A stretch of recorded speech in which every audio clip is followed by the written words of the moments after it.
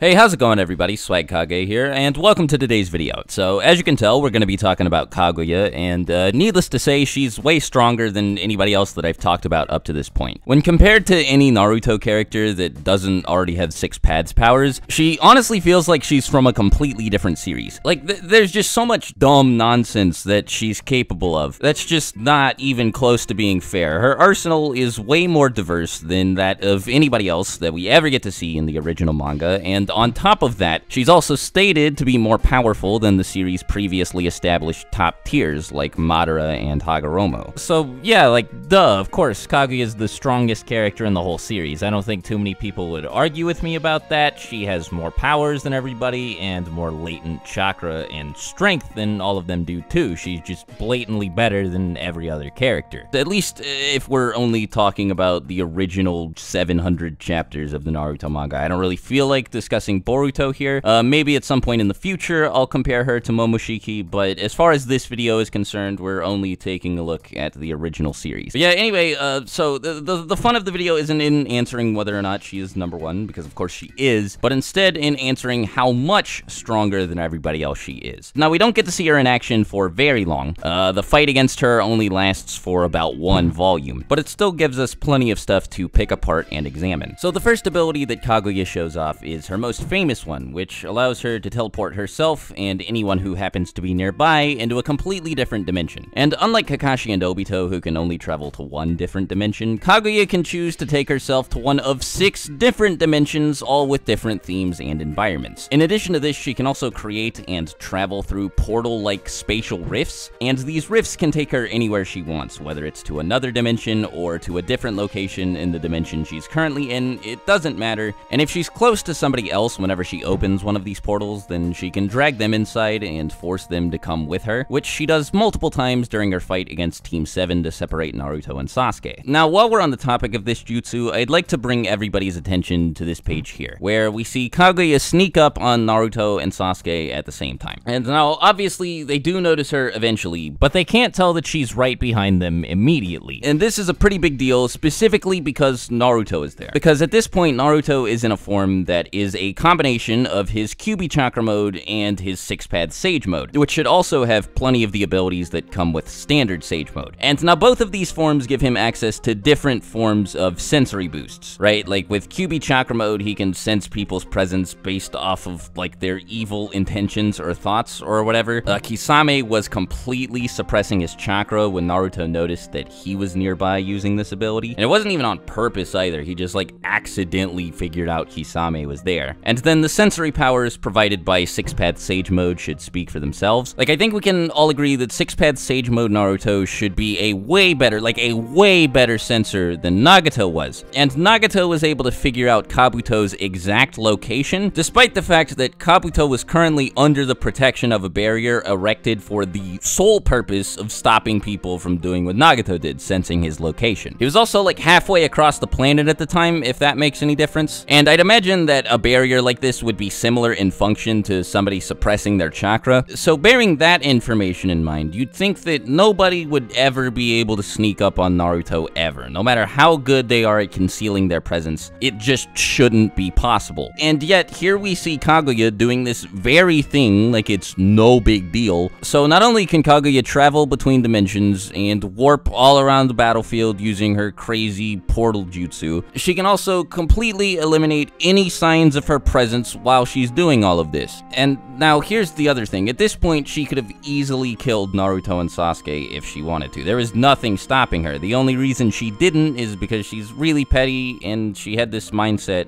that made her feel like all chakra was rightfully hers. And Naruto and Sasuke had a lot of chakra, so she figured killing them would be a waste. But if she had been fighting with killer intent, then the battle would have ended right here, and Naruto and Sasuke would have lasted a total of like 3 chapters against her when she was barely even from trying. Shortly before she sneaks up on both of them like this, Kaguya also easily and blatantly overpowers both Naruto and Sasuke. Not at the same time, it is individually, but still both of them get completely thrashed. Naruto tries to stand up to the 80 Gods vacuum fist with a tailed beast ball and one of his chakra arms, but it doesn't work. He gets knocked aside pretty easily, and then right after that, she just smacks Sasuke out of his perfect Susanoo. So in terms of power, the two of them are clearly at a massive disadvantage, and this is implied again and again until the very end of the fight when Kaguya finally loses. And she still has plenty of other stupidly strong abilities that I haven't talked about yet, like she can weaponize her hair, and it's sharp enough to pierce Sasuke's Susanoo, by the way. It's like, that's not just a joke. That's actually a viable offensive tool that she has. She has the Kekkei Genkai of the Kaguya clan, which means that she can weaponize her bones, and like Kimimaro, she can fire them as projectiles, but the difference between Kaguya and Kimimaro is that if she pierces somebody with one of her bones, they die instantly. Like, they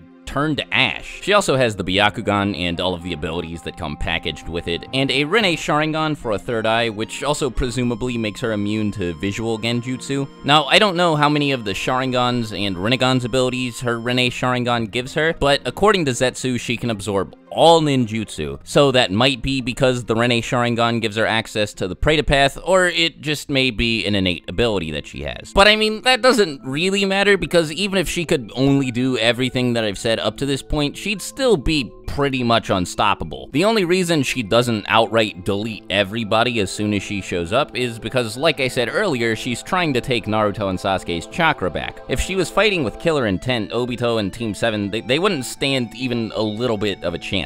Like, just to back this up, at one point in the fight, she opens a portal and nothing but acid comes out, right? And it nearly kills Sakura. So I imagine that there's at least some part of the dimension that's just filled with this sea of liquid acid. Like, it's obvious that when she travels to another dimension, she can make it so that some of the people that come with her arrive inside of substances that are already there. This is what happened when she took Naruto and Sasuke to the ice dimension. So it should have been possible for her to just take everybody and drop them inside of this lake of acid. And even if it didn't work, I feel like it would have at least been worth a try. Now, eventually, of course, she does actually start trying to kill everybody, but the reason she doesn't succeed is because when compared to everyone we see before her, Kaguya isn't a very skilled fighter. It's pretty apparent that she uses her overwhelming power and absurdly diverse arsenal of abilities to make up for her lack of skill, and it's only thanks to this that Naruto, Sasuke, and eventually Kakashi and Sakura are able to outsmart her and eventually beat her. This is reinforced by the fact that we see Zetsu giving her advice throughout the entire fight. She doesn't really challenge any of the advice Zetsu provides either. It's almost like she's kind of instinctively listening to everything he has to say because she doesn't have anything better in mind. It's pretty likely that because Kaguya's used to being so much stronger than everybody around her, and by extension isn't really used to fair fights, she's not really comfortable being forced to think on her feet and outsmart her opponents. Now, that's not to say she's completely brainless. She actually appears to be of fairly above average intelligence and makes plenty of clever decisions throughout the fight. But in terms of how good of a tactician she is, she falls short of plenty of other Naruto characters like Kakashi, Itachi, Nagato, Kabuto, and Madara. Now, as I've been saying, this normally isn't a problem for her because she's outlandishly strong. As a matter of fact, at her most powerful, she managed to create a Gudodama said to be strong enough to wipe out an entire one of her dimensions. And this is a pretty big deal. A lot of people debate about how strong they think this makes her. Some people say she's planetary because each of her dimensions appears to be the size of a planet. Some people say she's star level because in plenty of colored manga scans and all throughout the anime you can see stars in the skies of her various dimensions. Some people say she's solar system level because the presence of a planet and a star implies the presence of the rest of a solar system. That's not really a can of worms, I feel like, opening here. What I will say is that the Sage of Six Paths, who we know she's stronger than, was capable of creating a moon with Chibaku Tensei, meaning that he is at least moon level, so it's not super outlandish to think that she's planetary. Plus, plus Naruto beat Toneri rather easily, and Toneri cut the moon in half. Anyway, at some point in the future, I may make a video talking about Kaguya's actual destructive capabilities, and I might go over the same thing for plenty of other Naruto characters, but for now, I'm just gonna leave it at it's very safe to say that she is at bare minimum moon level. Anyway, thanks as always for watching the video all the way to the end. Sorry this one took so long to come out. I know it's been a while, about 3 weeks actually since my last video, but I've been really sick recently. I'm only just now starting to feel better. This video was actually supposed to be about Kakashi, but the Kakashi video was taking way too long to make, and I didn't want to keep everybody waiting for like over a month. So I figured Kaguya would just be way easier to go over, but no need to worry. If you're excited for the Kakashi video, it's coming up next, I promise. Anyway, that's gonna be all from me, so if you have any ideas for future video topics, shoot me a mention on Twitter or leave them in the comments below. Make sure you have a great rest of the day, and until my next video, I'll talk to you later. Swagkage out. Bye.